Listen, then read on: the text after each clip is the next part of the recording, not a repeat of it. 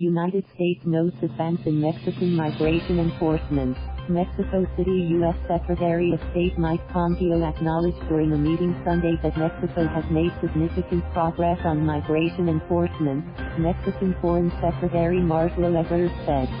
Ebrard said in a statement that due to these advances, Mexico sees no need to negotiate a safe third country agreement with Washington that would require migrants to apply for asylum in Mexico rather than in the U.S. Pompeo said via Twitter following the meeting that the top diplomats reaffirmed their country's shared democratic values and cultural ties.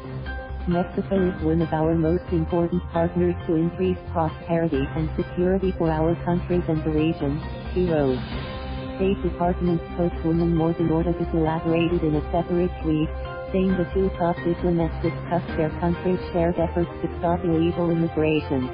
Pompeo thanked Ebrard for Mexico's increased immigration enforcement efforts, which initial indications suggest is leading to reduced flows of illegal immigrants arriving at the U.S. southern border, Ortiz said.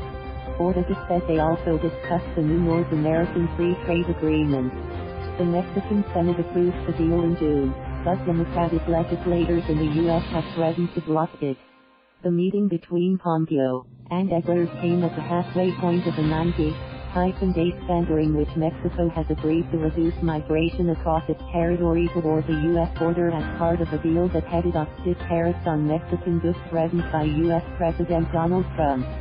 Since then, Mexico has stepped up immigration enforcement, while the United States has expanded to 2 more border points, a program that sends asylum seekers back into Mexico to await the outcome of their claims. Mexican officials say they have increased migration enforcement along the southern and northern borders, while deporting hundreds of Central Americans each week by plane. On other matters, the Foreign Ministry said Ebrard suggested that the U.S. and Mexico work together to recover the assets of Mexican drug lord Joaquin El Chapo Guzman, who was sentenced to life in prison in the U.S. last week.